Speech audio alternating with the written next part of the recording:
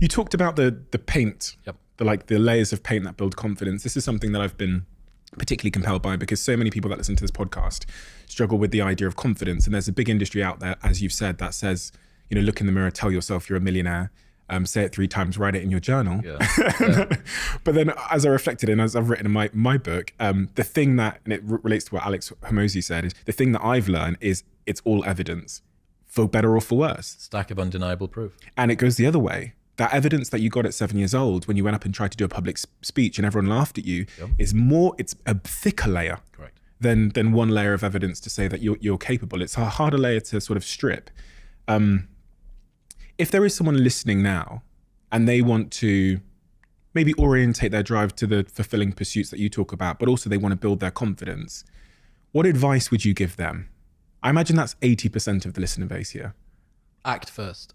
Okay. You have to lead with action, because if you are someone that deals with a crippling sense of insufficiency, your ability to discount any good thoughts you have in your mind is going to be so strong. If you try and lead with positivity first, I need to think it, wish it, believe it, and I will achieve it, your set point of negativity is going to just crush that into the ground. I'm speaking from personal experience, right? As the guy that was chronically unconfident and still has, the imposter syndrome that does creep in.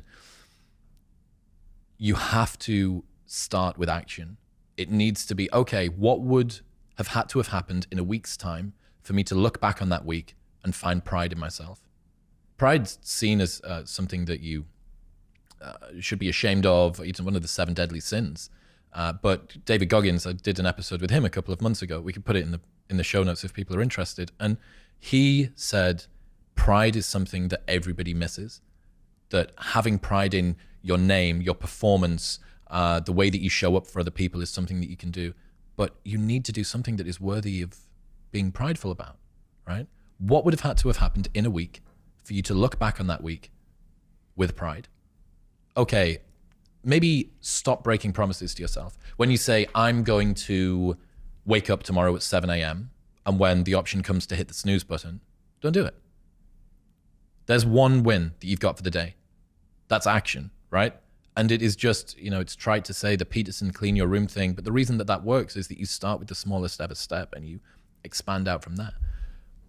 You want to become a writer. You want to leave your job and become a writer. Okay, can you commit to writing 1 blog post on Substack per week for the next 3 weeks? That would make you feel like less of a loser if you did that. Action has to come first if you're the sort of person who is chronically unconfident, because you will drag your sense of identity behind you. Mark Manson says that identity lags behind our status by about 1 to 2 years. So for both me and you, in 2 years' time, we'll go, I understand why I was in LA that day, and look back. Start with action and make small promises to yourself that you don't break. If you had a friend and every single time that you and your friend decided that you were going to go out for dinner, that friend either showed up 2 hours late or didn't show up at all, you would stop trusting that person. That is the relationship that you have with yourself. You need to be able to trust your own word. And a lot of us don't, because life is very convenient and it is easy for people to not stick to the promises that they set themselves, because our ability to be idealistic is always going to outstrip reality's ability to deliver that to us.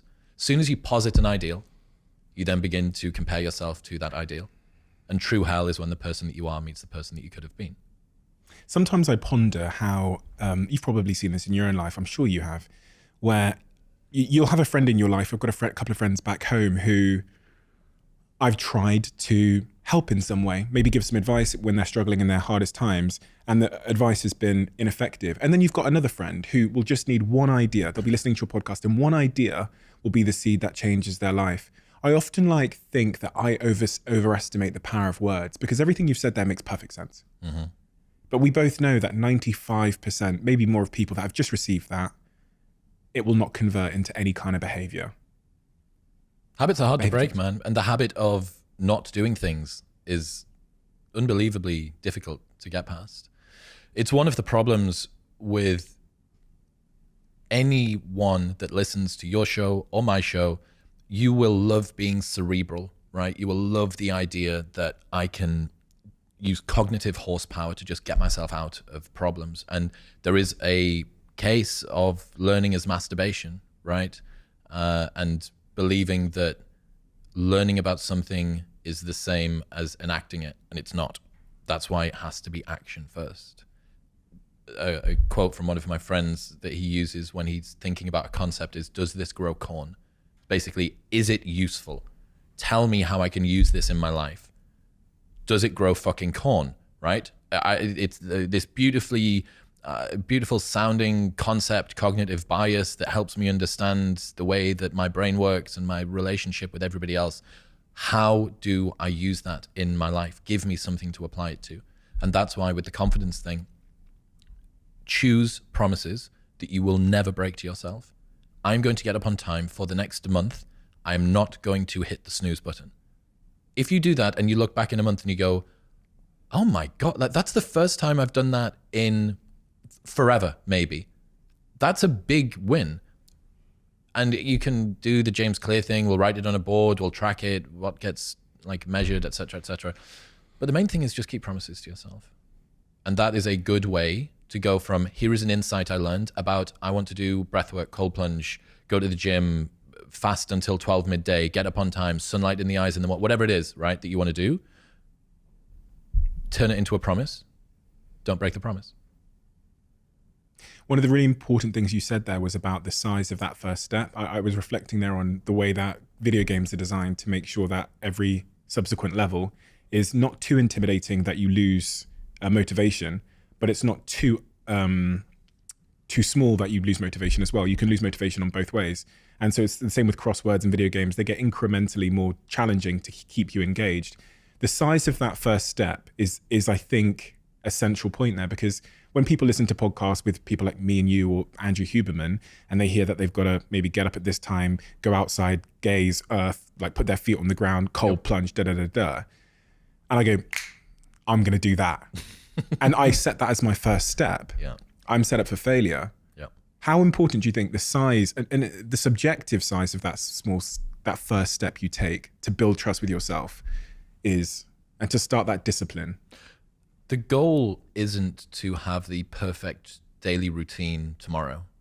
The goal is to still be winning your daily routine in 50 years' time. If you expand your time horizon sufficiently, you will realize that very, very tiny steps can compound. Look at the graph of mine or your followers on Spotify, especially mine, right? Because I was doing my show for so long and it's just nothing, everything. Well, why? Well, it's because it's latent leverage. It takes so many layers of paint to get there. So yes, the first step has to be incredibly small. Do that. Make it so small that you can't say no to it. And then what's next? And then what's next? So when I decided that I was going to try and become a more virtuous version of me, I was going to start telling the truth. I was going to have a morning routine. I was going to develop a meditation habit. I was going to read, all of these things that I wanted to do, none of which I did, right? Toward the end of my 20s, none of which I did, all of which are now the foundation of my life. Over, I don't know, 1,500 meditation sessions and all of the authors on the podcast, and et cetera, et cetera. I had to do that one step at a time. I didn't have a stable sleep and wake pattern until COVID, ever in my adult life. I'd never gone to bed and woken up at the same time for 7 days in a row until COVID, because I was running nightlife events, right?